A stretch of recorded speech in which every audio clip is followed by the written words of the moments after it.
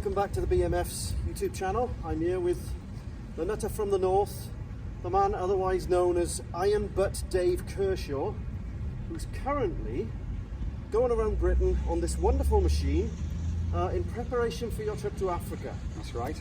This is a 125 machine kindly donated by Herald. Yes. From the BMF's point of view, we're looking at the sort of sustainability and practicality of 125 machines. But Dave's doing some great stuff for charity as well that we'll talk to him about in a minute. So welcome back. So Dave, welcome to Wales. We're just outside Merthyr Tydfil and the sun is shining. It certainly is. Look at that. Absolutely. So Jim, this is for you. I know that you said in our interview that you were going to have a word with the big man upstairs. I'd like to know what the lottery ticket numbers are for next week, please, if you don't mind. Yeah, no, thanks, Steve. It's been fantastic for you to be able to take some time out to come over and see me on my ride through Wales. So the idea, as you say, is that this is really just a precursor to the main challenge, which is Africa.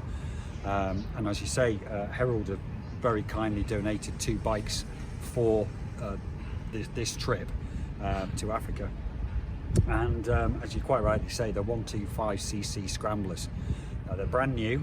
I have modified this one quite a lot, and Pete's one, who's coming with me from the BMF, his one is going to be equally modified, shall we say, with accoutrement, festooned with accoutrement. So the purpose of this trip really, it is to for me to trial everything, see what works, what doesn't work, what I use, what I don't use, what's necessary, any little bits and pieces really. And there are a couple of things, but they're only minor. I have taken this brand new bike which had 6 kilometers on the clock, and it's had a bit of a baptism of fire. I've tried to look after it as best as I can, but obviously with traffic being as it is, you can't be sat there at 40 miles an hour. I've been really lucky, as Steve said, the sun's out, the wind is really good and favourable, so progress has been pretty good actually. I came down on the 6th. So you started from Carlisle, I did. I started from Carlisle. I came down, I met up with Pete from the BMF and a surprise visit from Brian as well, and we met at Ravensdale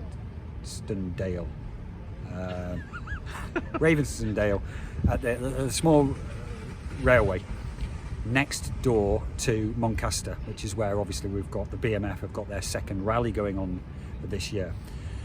So they then followed me all the way down to Mould, which was fantastic.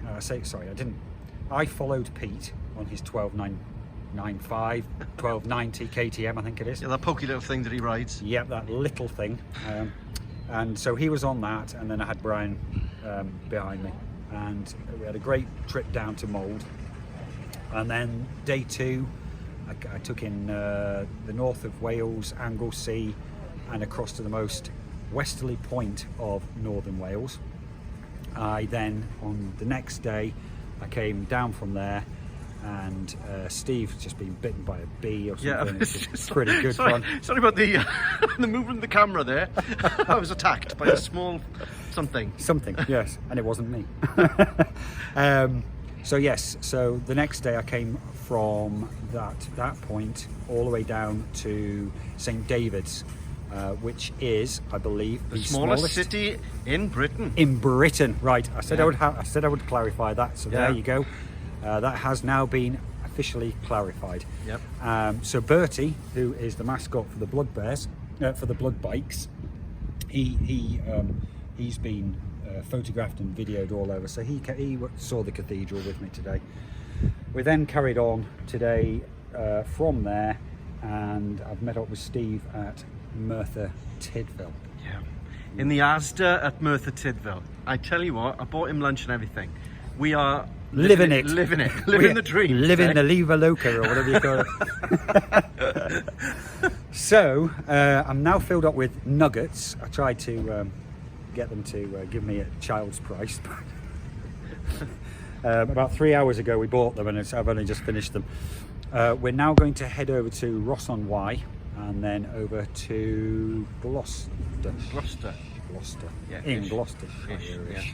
and then that will, unfortunately, and I say unfortunately, I mean it, that will bring to an end what's really been a bit of a whistle-stop tour of Wales. I've certainly seen a side of it that I really like. The people have been absolutely superb, and I was just saying to Steve, I think the standard of driving here, they don't crowd you. Now, whether or not that's because there's more motorbikes, certainly the routes I've been on have had a lot of motorbikes, and it could be that the drivers understand, but they don't crowd you. They understand that, you know, I'm on a small machine, and they overtake sensibly. So I'd like to have a quick shout out to everyone in Wales and just say thank you so much. It's been an absolute pleasure riding around the coast of Wales. Fabulous. So just before we go, fabulous man. Just before we go, in terms of, I mean, from the BMS point of view, we're very interested in 125 machines, just from the specific point of view of these potential plans to ban ice machines with 125s first. Yes. If you're I'm just thinking about, you know, if you're a sort of 17, 18-year-old who's just got into biking, you can have some adventures on a 125. Absolutely.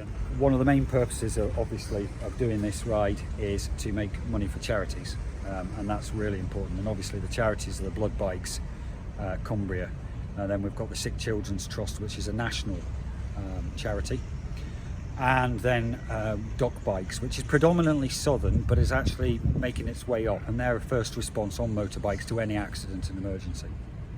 So that's one side, which is, you know, really important. But the other, as you quite rightly, Steve, say, is that the idea is that potentially the 125 is going to get axed first.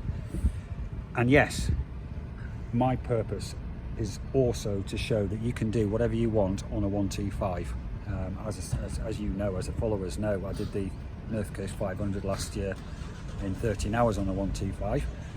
This bike here is more suited to Africa and dual purpose, in that you can get to all of the valves easily enough, and it's air cooled, which makes it nice and easy, and etc.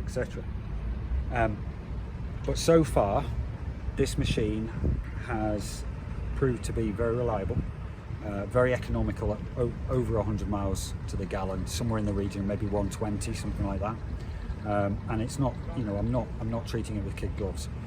And for anybody who wants to go on two wheels environmentally, go anywhere, and it doesn't cost the earth financially or for the planet, then I would certainly recommend a 125 in whatever guise. And you know, I've been lucky enough that Herald Motor Co have lent a couple of these for this, and you know, I'll find out in 10,000 miles just how it, you know, how it's got on. Fantastic. But at the moment, I don't see any problems with it. Brilliant. Well, let's get on the road. Indeed. So here we are on the A465 Kent to the Valleys Road, following Dave on the little bike that could. Look at him go. Excuse my Insta 360 camera poking up in the way there.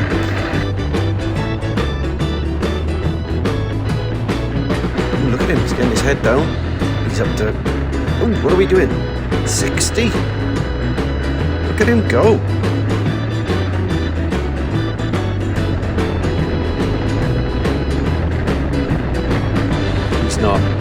He's not. He is. He's got his head down. He's overtaken an Audi. Go, Dave. What a hooligan. What a hooligan. Yeehaw. He's got a good head of speed up again, yeah.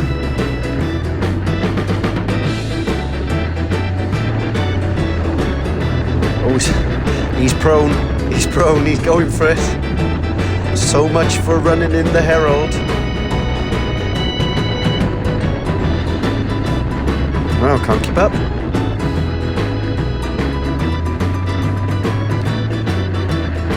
Gotta love Wales on a sunny day, haven't you? Look at it.